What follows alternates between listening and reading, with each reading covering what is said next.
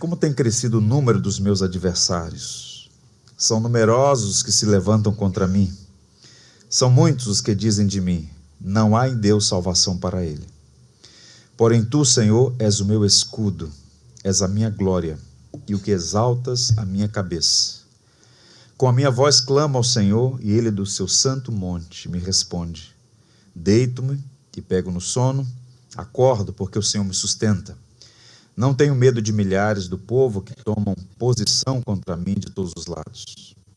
Levanta-te, Senhor, salva-me, Deus meu, pois feres nos queixos a todos os meus inimigos e aos ímpios quebras os dentes. Do Senhor é a salvação, e sobre o teu povo a tua bênção. Que o Senhor nos abençoe. O sofrimento é um tema recorrente no livro dos Salmos. Via de regra, quando nós pensamos nessa coletânea de poesias hebraicas, o que de imediato vem à nossa mente são os louvores. E, de fato, uma parte considerável é de canções. Mas, pelo menos um terço do saltério é formado de lamento, de poesias que expressam dor, tristeza, desesperança. Portanto, esse exercício de visitar o saltério é muito oportuno porque pode servir como um poderoso recurso para corrigir as nossas perspectivas erradas, estranhas, às verdades do Evangelho. E uma delas é justamente esse tema, que é um terreno sagrado que a gente deve pisar com muito cuidado, o tema do sofrimento. Vejam, o sofrimento não é karma, não é azar, não é destino impessoal, não é maldição hereditária, não é praga, nem mesmo castigo moral direto. O sofrimento existe por uma razão primária. Nós vivemos em um mundo caído. Houve um evento histórico, teologicamente chamado de queda, que é a causa principal do sofrimento, a entrada do pecado no mundo. Portanto, o nosso pecado e o pecado de outros nos afetam. Assim sendo, o sofrimento é uma realidade inescapável. Todos nós sofremos, basta observar duração, intensidade, mas inevitavelmente todos nós sofremos. Nesse exato momento há aqui pessoas sofrendo, por variados motivos. Natureza, intensidade e duração podem variar, mas todos nós sofremos. A vida não é indolor, eu tenho dito isso aos irmãos com frequência. Um dos maiores equívocos da igreja no Ocidente, para ficar apenas nessa parte do mundo, é o crescimento de um entendimento equivocado em relação a esse tema, através daqueles que vêm sendo chamados de teólogos da prosperidade ou teólogos do triunfo. Então, no Brasil, por exemplo, do ignorante bem-intencionado ao charlatão mau caráter, o que não faltam são pessoas que pregam e usam os mais variados recursos para isso, para sugerir, e até afirmar com muita eloquência, que é possível viver uma vida isenta de sofrimento, uma espécie de apólice de seguro contra a dor, contra o sofrimento. No entanto, não é isso que a Bíblia ensina. Nem tampouco os nossos ancestrais na fé, os nossos pais na fé, homens e mulheres santos e sábios que passaram por situações extremamente difíceis. Alguns deles foram experimentados naquilo que é chamado de a fornalha ardente do sofrimento. Conforme nós veremos, Davi, nesse salmo em particular, ele não é uma propaganda dessa teologia da isenção de sofrimento. Então vejam, o Salmo 3 especialmente, ele vai abrir para nós uma janela, pensa assim, uma janela a partir da qual a gente consegue olhar a vida de Davi, examiná-la e aprender preciosas lições sobre esse sensível tema do sofrimento. O Salmo 3 é o primeiro de uma série de 13 salmos com títulos vinculados a Davi. É o Salmo de Davi quando ele fugia de Absalão, seu filho. Está lá. E essa não é uma nota tardia, tá? Nos originais. O redator do saltério, muito provavelmente Esdras, ele foi fiel mantendo esse registro da poesia original. Há uma geografia histórica aqui, uma situação registrada aqui. Então vejam, qual é o cenário, qual é o contexto a partir do qual Davi escreve esse tesouro que é o Salmo 3 e que tanta luz lança sobre esse tema que tem tanta importância e que diz respeito à minha vida e à sua, pode tanto falar ao nosso coração. Davi está mergulhado em uma dolorosa experiência de traição, em um complexo emaranhado de amor e ódio, justiça e pecado, bem e mal, no contexto da sua família.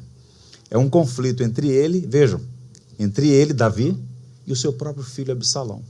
Eu queria sua atenção para apresentar a você uma sinopse, sem a qual dificilmente você vai entender ou captar a mensagem por trás dessa poesia. Qual é a sinopse? Qual é o contexto histórico-cultural desse texto? Davi tinha uma filha chamada Tamar. Ela era muito linda, tal como seu irmão, Absalão, ambos eram muito bonitos. Um dos filhos de Davi, chamado Aminon, sentiu-se atraído pela própria irmã. Ele a cobiçou e planejou seduzi-la, até que um dia Aminon a violentou, a fim de satisfazer os seus desejos pecaminosos, e o seu meio-irmão, Absalão, sabendo daquilo, ficou tomado de uma profunda ira, justa ira, contra a perversidade que foi feita contra a sua irmã.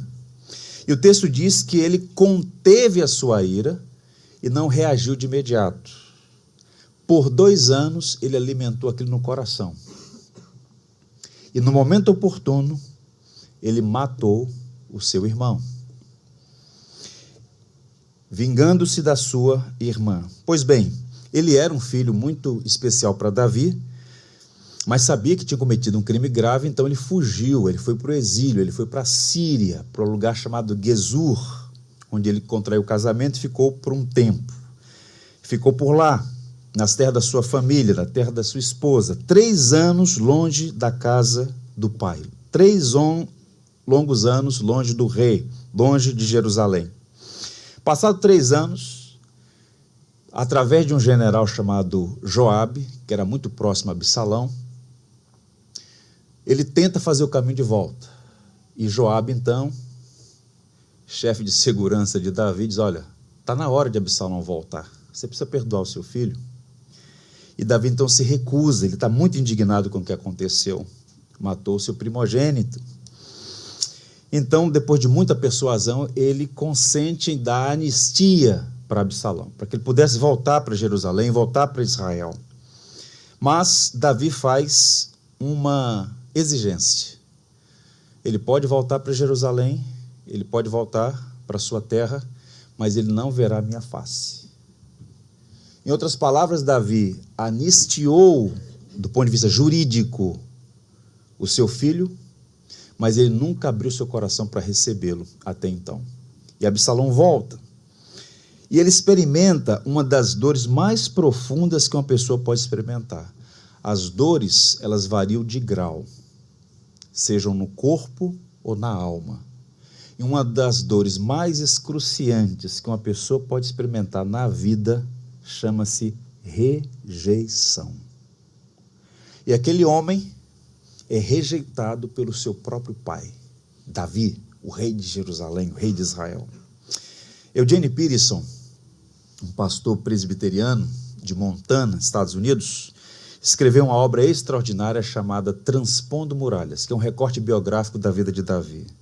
Eu estudei esse livro em 2001 e como eu fui abençoado examinando essa perspectiva biográfica do grande Davi, que tinha sombras e luzes.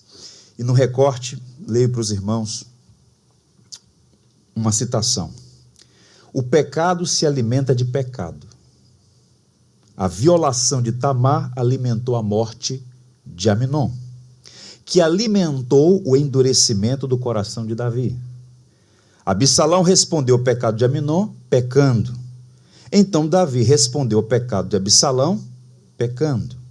Absalão se livrou de Aminon, matando. Então Davi se livrou de Absalão, expulsando. Davi perdeu seu filho Aminon por causa do pecado de Absalão. E Davi perdeu seu filho Absalão por causa do seu próprio pecado. O pecado se alimenta de pecado. Tudo isso é muito triste, irmãos, mas é real. E digo mais, aconteceu e continua acontecendo. Absalão permanece banido, ele é um exilado dentro do próprio país, ele é um proscrito na sua terra natal, por ordem expressa do seu pai. Ele não tinha mais uma vida, ele apenas recebeu permissão para existir. Assim permaneceu por 4 anos. O que está acontecendo? Davi está disciplinando o seu filho por um crime que cometeu.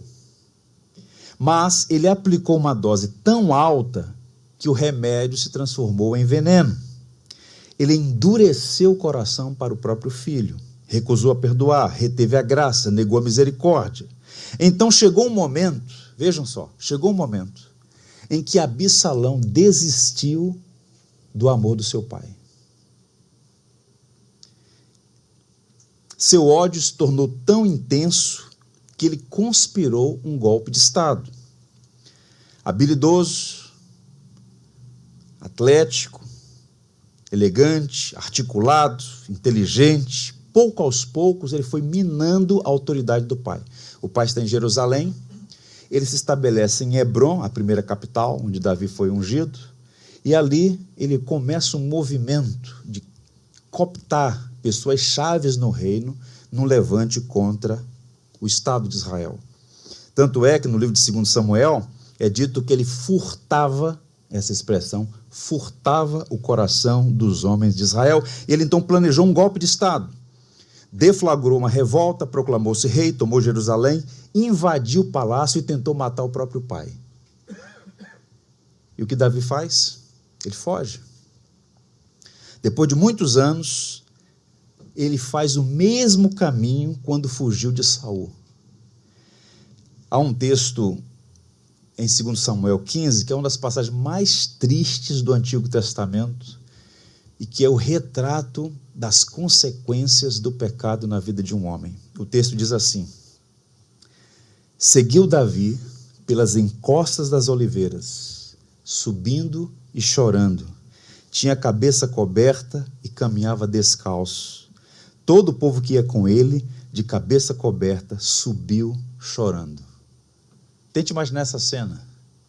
É Davi, o rei de Israel, fugindo na calada da noite, descalços, humilhado, com a cabeça coberta, cada passo um soluço de tristeza, de choro. O próprio filho quer matá-lo e por conta disso ele tem que fugir.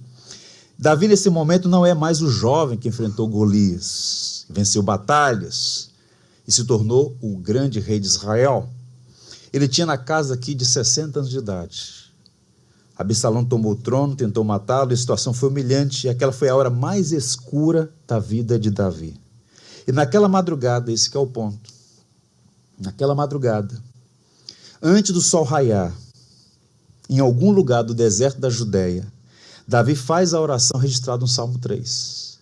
Essa oração, ela tem lugar na história, ela não nasce no vácuo, ela nasce num contexto extremamente pesado. Uma tentativa de assassinato, como agravante.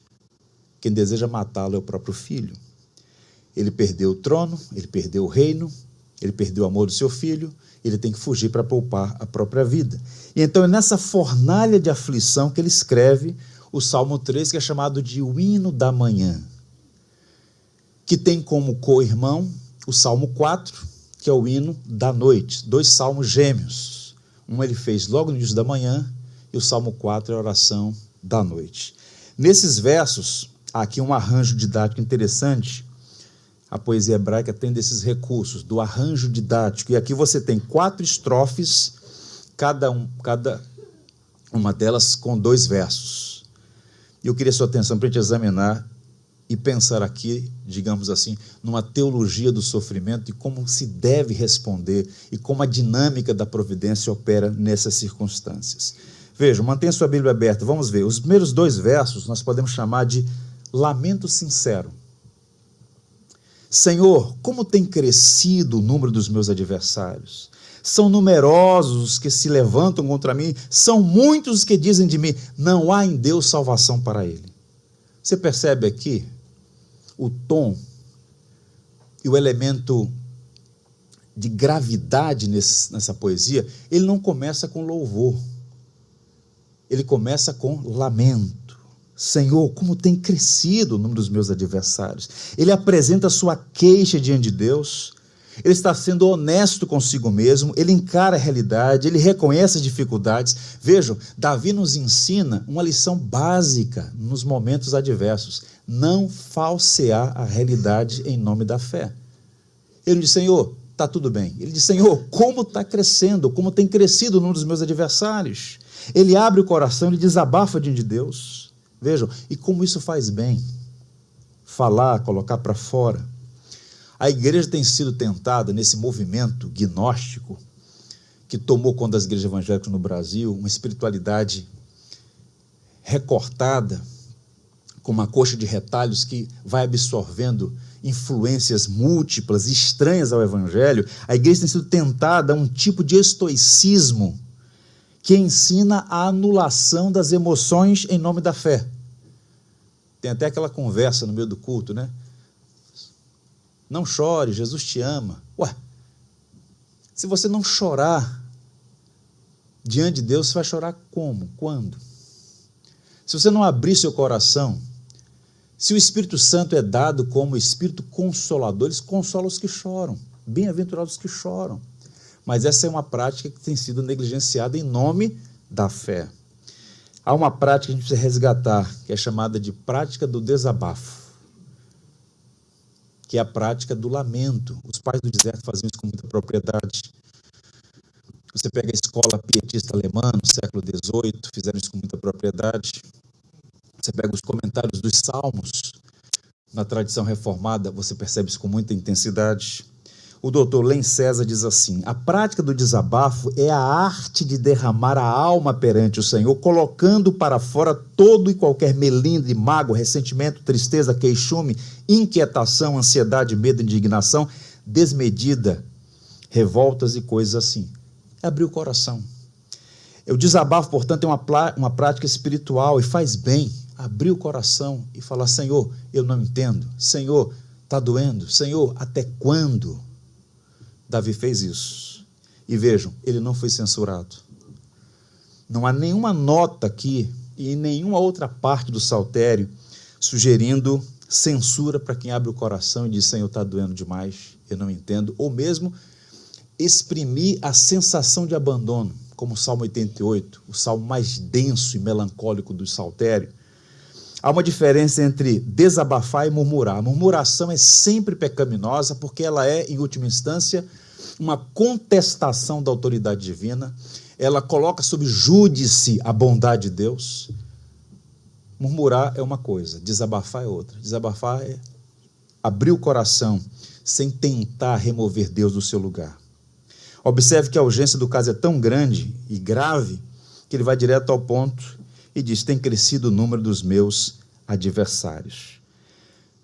Em outro lugar vai dizer que tornou-se poderosa a conspirata e crescia em número o povo que tomava partido de Absalão. Há uma tríplice menção aqui: muitos, muitos e muitos. Portanto, foi uma rebelião, uma revolta de homens armados contra Davi e a sua liderança. Então a situação era tão desfavorável e complicada que no verso 2 há uma nota aqui que é ofensiva a Davi, mas também ofensiva a Deus. Vejam, são muitos os que dizem de mim, não há em Deus salvação para ele. Davi está registrando aqui na poesia a manchete do jornal daquele dia. Foi tão consolidada a conspiração que, na perspectiva de quem assumiu, não há esperança para eles. Nem Deus pode reverter o quadro. Porque, do ponto de vista logístico, do ponto de vista humano, acabou para Davi. Ele era um homem, já no final da vida, debilitado, que sofreu uma grande humilhação, o exército despreparado, e você tem alguém habilidoso, com articulações inclusive internacionais, que expulsou Davi de Jerusalém. Então, não há, nem Deus pode reverter o quadro. Davi, então, tinha acabado para ele. É uma sentença de condenação. É uma humilhação pública que o Davi está experimentando. De imediato, eu queria destacar aqui uma lição que a gente precisa aprender. Muito cuidado.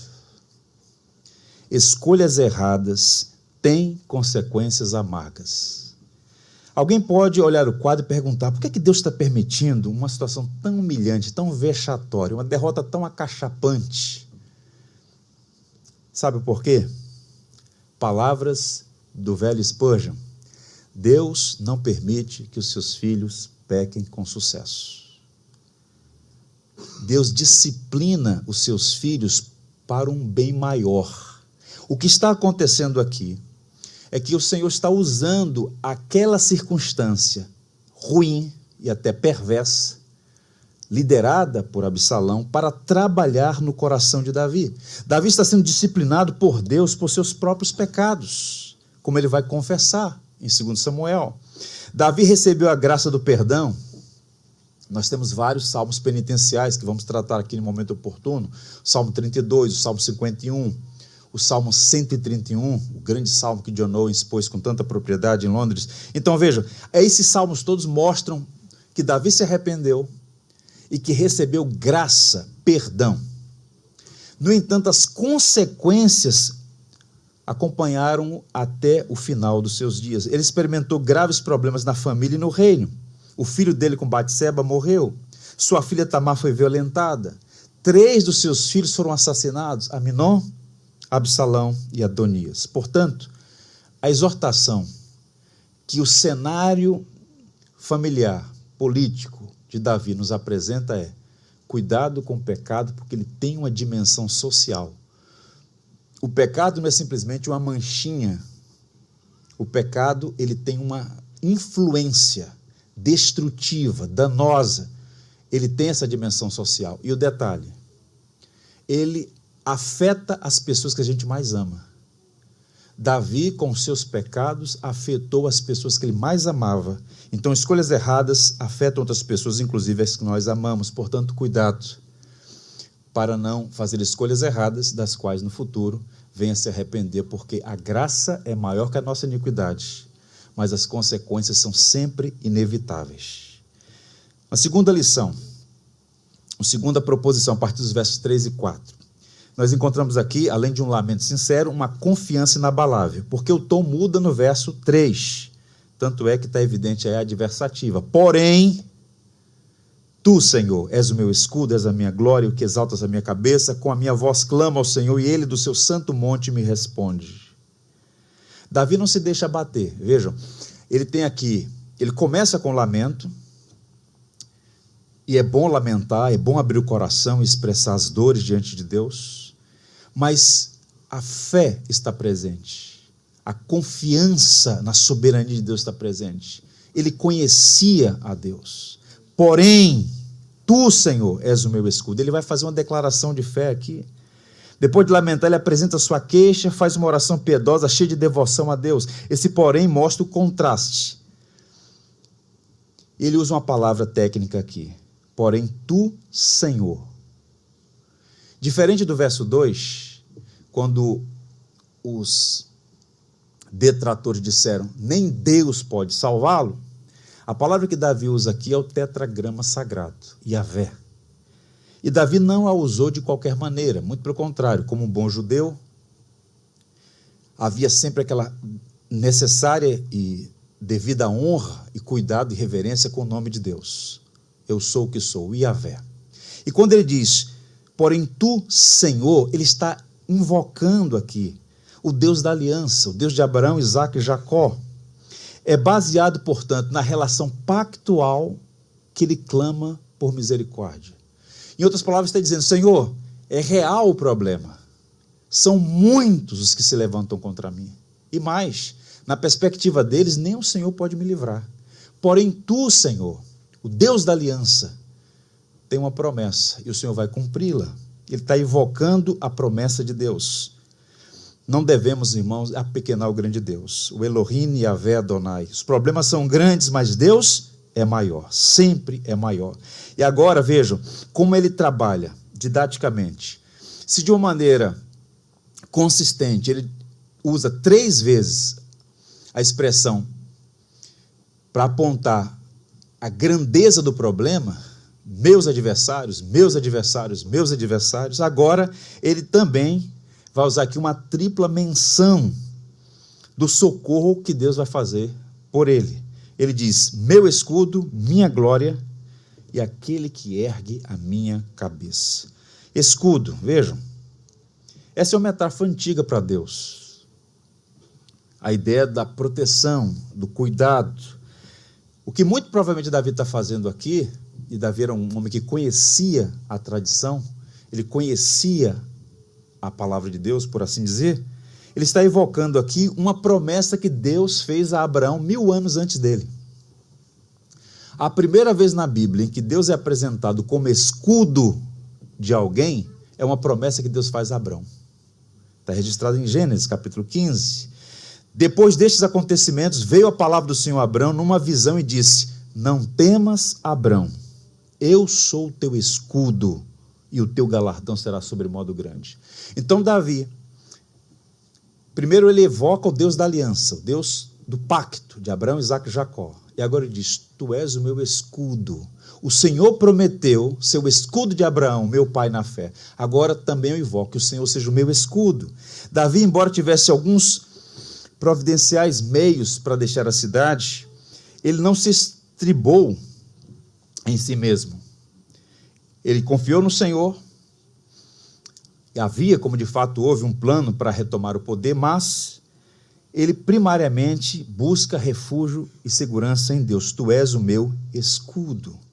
De todos os lados podem vir flechas, lanças, dardos, mas ele buscou refúgio em Deus. Deus era o seu escudo. Veja o que está acontecendo aqui, uma recuperação, um trabalhar de Deus na vida de Davi. Davi foi perdoado? Sim. Mas ainda havia resíduos do velho homem naquele coração. E o Senhor estava preparando ele. A própria maneira como ele lidou com a situação de Absalão apontava que havia resíduos do velho Adão ali, e o Senhor estava trabalhando. Então essa situação penosa, custosa, difícil, foi uma espécie de cirurgia da graça na alma de Davi. O Senhor está colocando ele de volta no lugar certo. Nem sempre os problemas melhoram as pessoas.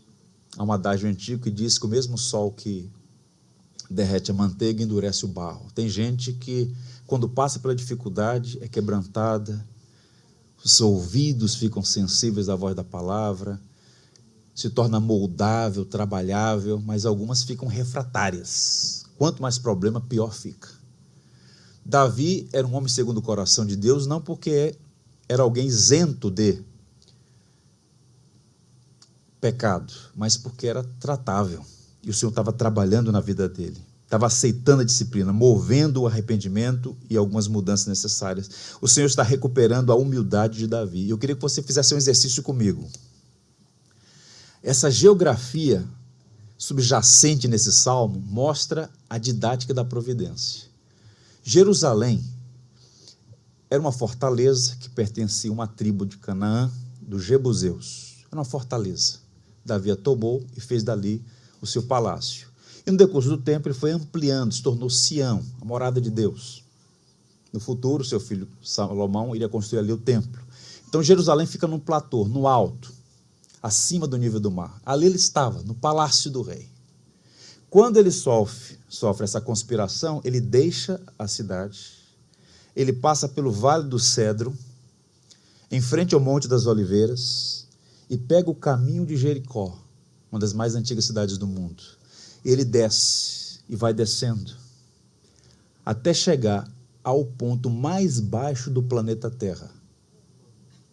O Mar Morto, na região do deserto da Judéia, é o ponto mais baixo do planeta. E o que está acontecendo aqui? Você tem um homem que estava no alto e agora está lá embaixo. E isso não é por acaso. A providência está trabalhando. Literalmente ele foi derrubado para depois ser erguido.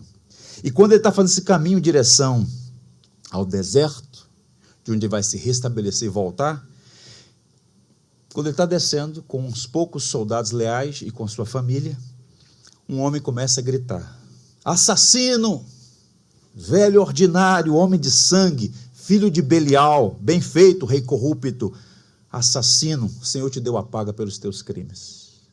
É Simei, da tribo de Benjamim, parente de Saul. Ele olha para aquele quadro e diz: isso está acontecendo porque você também é um usurpador, e começa a dizer impropérios contra Davi. Ao lado dele tem um capitão, fiel, leal de Davi. Um oficial diz: quem é esse cachorro? Essa expressão usada é um xingamento. Quem é esse cachorro para falar assim com o rei? Vou arrancar a cabeça dele. Diz, levanta a espada. E Davi diz: baixa a espada. Esse homem é um instrumento nas mãos de Deus para me disciplinar. Ele segue em viagem. E Simei continua falando as bobagens dele lá. Davi está sendo quebrantado. Ninguém gosta de ser humilhado, irmãos. Essa é uma lição para nós. Ninguém gosta de ser humilhado. Mas a humilhação pode nos salvar da maior das vergonhas: morrer sem arrependimento. Não há vergonha maior do que partir para a eternidade sem arrependimento, porque é uma danação irremediável. E por vezes a providência vai usar instrumentos cirúrgicos dolorosos para arrancar uma fortaleza maligna que há aí dentro de você, o seu orgulho. E o Senhor pegou Davi do palácio e jogou no deserto, do alto para a maior depressão do planeta, a região côncava do Mar Morto. Davi, então, está sendo trabalhado pelo Senhor. Então, ele diz: tu és o meu escudo. E diz mais: tu és a minha glória. Sim, Deus é refúgio e abrigo, mas também é a glória de Davi. A palavra usada aqui é kabod, que significa literalmente peso, de onde derivam as noções de influência, importância, dignidade, ao que confere respeito. Você, inclusive, diz assim, ou pelo menos ouve: fulano tem uma palavra de peso, ou seja, o que ele diz é importante, é respeitado. É a ideia aqui de kabod. Davi está dizendo que o Senhor é a sua glória. Isso é uma confissão maravilhosa. O coração dele não era mais o mesmo coração do dia anterior. Em outras palavras, está dizendo: podem me tirar o trono, a coroa, o palácio, as honras, as riquezas, eu tenho o bem maior, tu és a minha glória. O Senhor me basta. O Senhor está recuperando na vida de Davi a primazia do seu coração, recuperando a humildade, trabalhando no seu coração. Aquela noite mais sombria de Davi também foi o momento mais oportuno para que ele se reconciliasse com o Deus da graça. Homens vivem em busca de glória, de autoafirmação, de louvor. As redes sociais, o advento das redes sociais é uma grande vitrine do quanto os homens têm sede de culto, de autoafirmação, de ostentação, de glória, todo mundo buscando essas coisas, em algum grau. Vejam, não é errado ascender socialmente, crescer, morar melhor, usufruir dos bens que a providência faz chegar às suas mãos, mas quando a sua vida é governada por essas coisas, você se apequena, você se curva diante de ídolos que não satisfazem a alma. O que há mais por aí é gente que se diz rica, mas é extremamente miserável. E Davi está agora percebendo que parte dos seus descaminhos se deu por conta de vaidades, de tolices. E agora ele está dizendo: Senhor, tu és o meu escudo, tu és a minha glória, podem tirar tudo, eu tenho um bem maior. Ele está no deserto, descalço, com a capa sobre a cabeça, humilhado, derrotado, e diz: eu não tenho mais nada, mas eu tenho tudo, o Senhor é minha glória. E ele diz mais: tu és meu escudo, a minha glória, e o que exaltas a minha cabeça. Ele está falando de honra aqui. Eu gosto muito da expressão que diz ergue, o verbo erguer aqui. E o quadro é de tristeza, de vergonha, dor, mas foi transformado pela graça de Deus. Eu reitero aqui, eu leio novamente, Melhor dizendo, o texto de 2 Samuel 15, verso 30, quando diz: seguiu pelas encostas das oliveiras, subindo e chorando, tinha a cabeça coberta e caminhava descalço, todo o povo ia com ele de cabeça coberta, subindo e chorando. Vejam qual é o cenário. Ele está humilhado, com a cabeça curvada para baixo, descalço, com roupas impróprias de um rei, e de repente diz: tu és aquele que ergue a minha cabeça. A gente encontra aqui uma grande lição evangélica, no sentido de a mensagem do evangelho.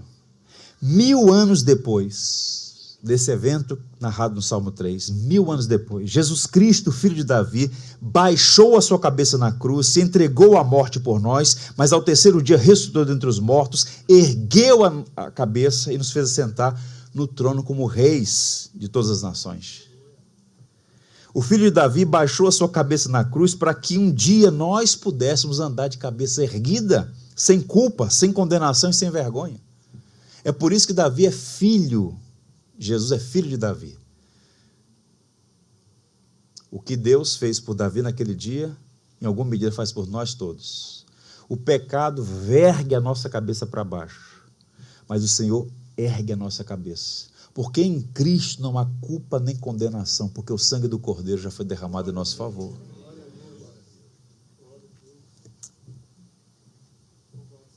Podemos estar vestidos como Davi, maltrapilhos, descalços, humilhados, com a cabeça baixada, com a cabeça coberta, mas o Evangelho é que trata essas coisas todas e nos restabelece novamente.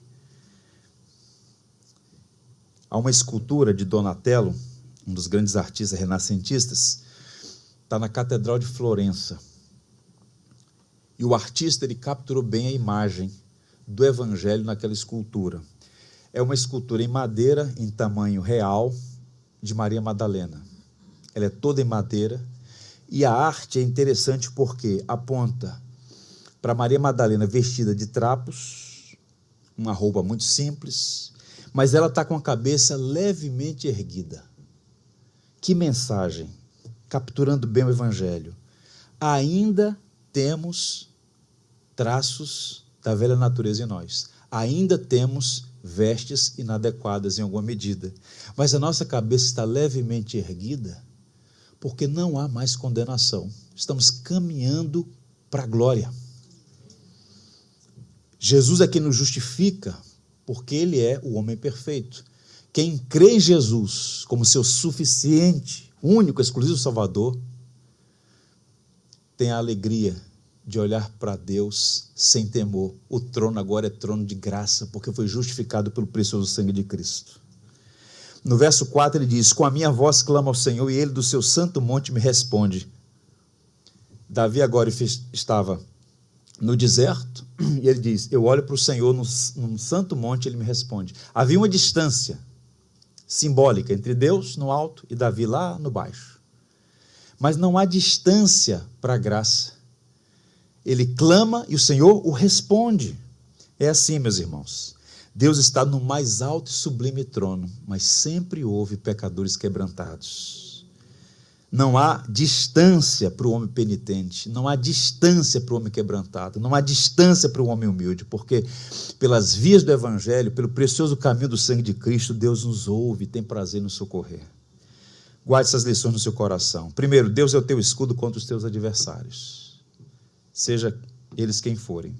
O Senhor te protege, Ele é o vingador do seu povo. Segundo, Deus é quem ergue a tua cabeça. O Senhor remove a culpa e nos dá força para olhar para frente e seguir. Não aceite condenação. E 3, Deus é quem ouve o teu clamor. Use os salmos para orar, aprender a orar, falar com Deus. Esse exercício sagrado da oração. Nos versos 5 e 6 nós temos uma declaração de fé. Deito-me e pego no sono, acordo porque o Senhor me sustenta. Não tenho medo de milhares do povo que tomam posição contra mim de todos os lados. Aqui você percebe uma mudança no estado de espírito. Porque, do ponto de vista do observador de fora, parece que nada mudou. Ele continua num contexto de alguém que sofreu uma conspiração, foi destituído do trono, exilado do reino, está no deserto, mas ele diz: Senhor, eu deito e pego no sono, eu acordo porque o Senhor me sustém, eu não tenho medo dos milhares do povo que tomam posição contra mim. Com essas palavras, nós não temos apenas uma manifestação pública da fé em Deus, mas também uma autêntica confiança. Naquela manhã bem cedo ele se levanta e ora. Os problemas são reais, as lutas são intensas, os inimigos estão por toda parte, mas ele pode deitar e dormir. Eu acordo pela manhã porque o Senhor me sustém. A pergunta é: como é possível ter uma boa noite de sono num contexto de tantos problemas? Ele não está reclamando de uma dor de dente, de um calo no pé, de uma situação circunstancial, não é uma dor física, não é um problema diminuto, ele está lamentando um problema gravíssimo. E agora ele diz: mas eu deito e pego no sono. E eu acordo pela manhã porque o Senhor me sustém.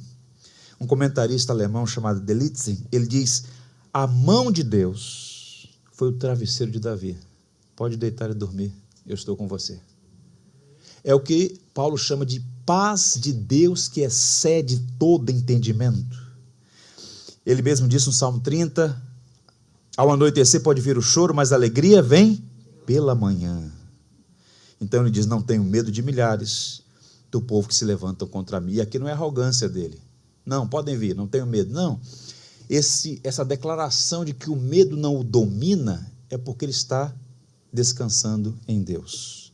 Inclusive, há um hino sobre isso, o hino 314, não recearei, nada temerei, descansando no poder de Deus. Tenho paz e amor junto ao meu Senhor, descansando no poder de Deus. Luta sem cessar, hei de atravessar, descansando no poder de Deus. Não me deixará, mas me susterá, descansando no poder de Deus. Descansando nos eternos braços do meu Deus. Vou seguro, descansando no poder de Deus. Eu sei que, como humanos que somos, filhos de Adão, há uma distância entre o que nós entendemos na mente e a maneira como nosso coração reage. Como aquele pai: creio, ajuda-me na minha falta de fé. A gente vive esse movimento pendular entre a confiança e o temor. O que nós precisamos fazer é nutrir a piedade cristã, crescer espiritualmente, de modo que cheguemos em estágios onde, mesmo quando tudo conspira, a gente pode descansar em Deus, porque Ele deu provas do seu amor e do seu cuidado para conosco. E Davi está fazendo isso. Está tudo complicado, mas eu deito e pego no sono. Não é a fuga, é uma confiança verdadeira. A parte final do Salmo a gente pode chamar de um apelo por justiças, versos 7 e 8. Levanta-te, Senhor, salva-me, Deus meu. Ele está agora clamando por justiça. E os versos 7 e 8, assim ele encerra a poesia, tem uma petição dupla. Ele pede salvação e, ao mesmo tempo, a derrota dos seus inimigos. Ele está clamando por justiça. Soa estranho e parece até dissonante com o espírito cristão a linguagem que ele usa. Se você for um bom observador, todo o Salmo 3 tem uma linguagem bélica, militar. Isso fica mais evidente ainda nos últimos versos 7 e 8, quando ele fala: fere os queixos de todos os meus inimigos, quebra os dentes. Nós temos salmos chamados salmos imprecatórios, salmos de maldição, que são, por vezes, difíceis, são indigestos, porque parece ferir o espírito cristão. Dar a face, orar pelos inimigos, pelos perseguidores. Mas não há contradição na Bíblia. A Bíblia é um livro harmonioso. O que temos aqui é uma linguagem que precisa ser interpretada à luz do Novo Testamento e à luz dos recursos de interpretação testados e aprovados pelo tempo. Ferir os queixos e quebrar os dentes é uma linguagem violenta. Você não faz uma declaração de amor assim para ninguém, não é? Espero.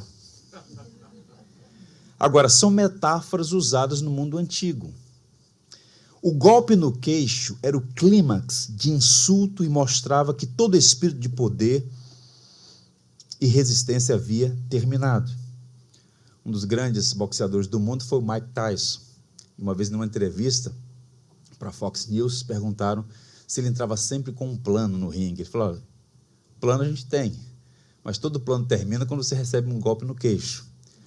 Porque para o pugilista não há nada mais terrível do que um soco no queixo. Desaba, é nocaute. Então a linguagem do golpe no queixo é: Senhor, derrota de forma acachapante os meus inimigos. Dê um golpe no queixo. Não prolonga essa luta, não. Acerta o queixo logo. Termina. É o que ele está dizendo. Percebe como fica diferente quando você enxerga a mensagem por trás do símbolo? E quando eles arrebentam os dentes, porque o inimigo era comparado a uma fera bestial, desculpa aqui a redundância, mas uma fera extremamente ávida em devorar a sua presa, e o Davi está pedindo a Deus: Senhor, quebra os dentes deles, ou seja, torna essas feras inofensivas. Spurgeon, comentando esse salmo, diz assim: nossos inimigos são inimigos vencidos, porque Deus faz deles leões desdentados. Tente imaginar um leão sem os dentes, sem as garras. É o quê? Um gatinho com mucilão. Não pode fazer nada. Então, quando ele está dizendo quebra os dentes, Senhor, os instrumentos de morte deles, eu peço que o Senhor remova, quebra os dentes. Então, Davi, que não está dando licença para nenhum cristão ser violento, ele está dizendo o seguinte: você precisa confiar no Deus, que sabe acertar o queixo e sabe remover as garras e os dentes dos perversos. Então, dias depois, Davi está orando por justiça.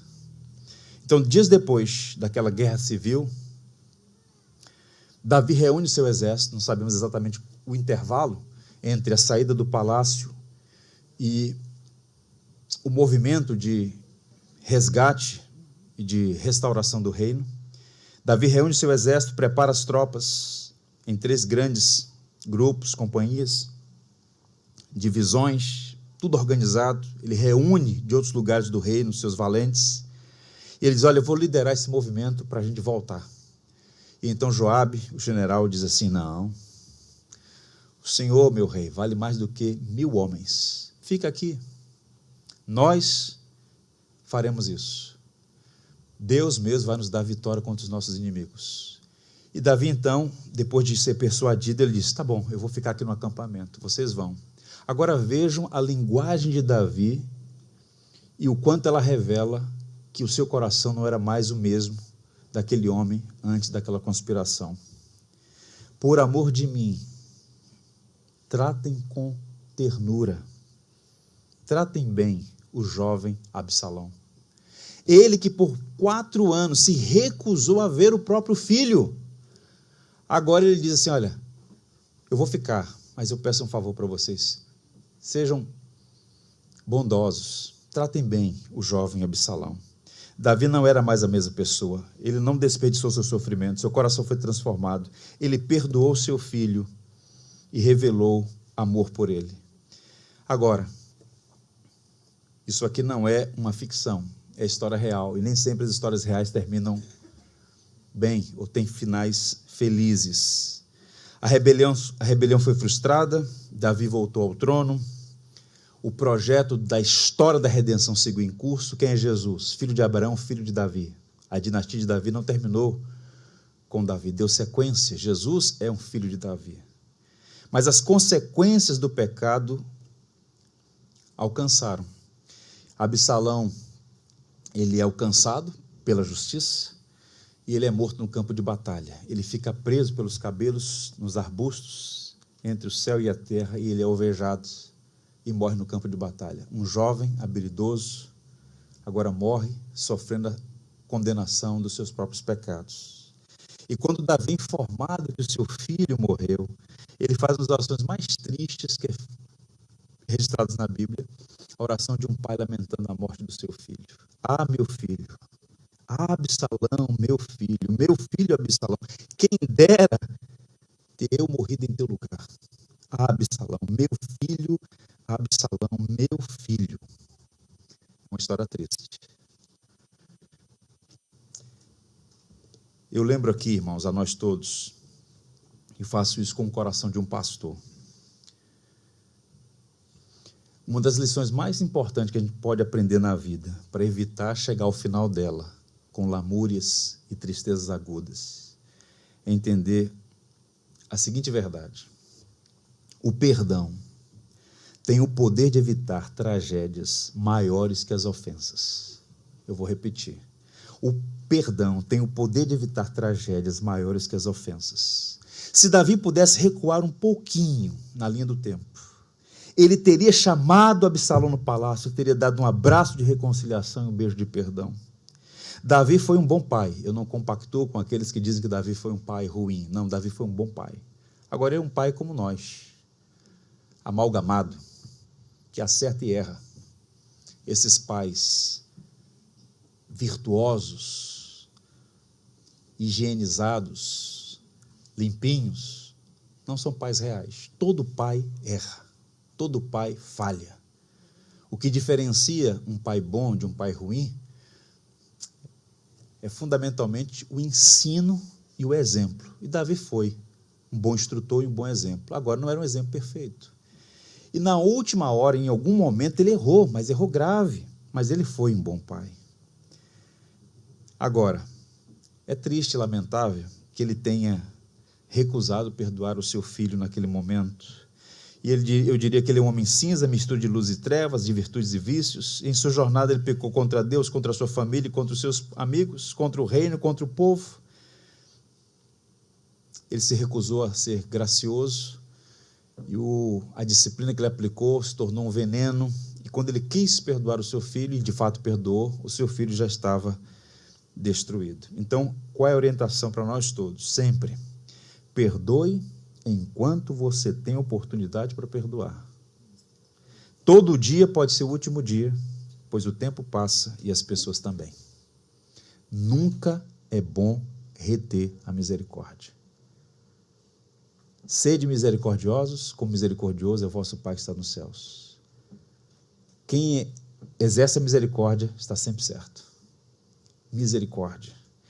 E ele termina: do Senhor é a salvação e sobre o teu povo a tua bênção. Davi sofreu as consequências do seu pecado, mas foi salvo. Ele reconciliou, ele reconheceu o perdão, que do início ao fim a salvação vem do Senhor.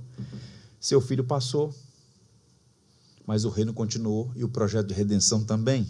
Então nós fazemos escolhas erradas, sofremos, apanhamos das circunstâncias da vida, choramos e parece que é o fim. Mas a graça de Deus é maior que a nossa iniquidade. E a sua misericórdia é mais forte que a morte. Portanto, eu oro e assim encerro. Que este salmo sirva para nós como um bálsamo para a nossa vida.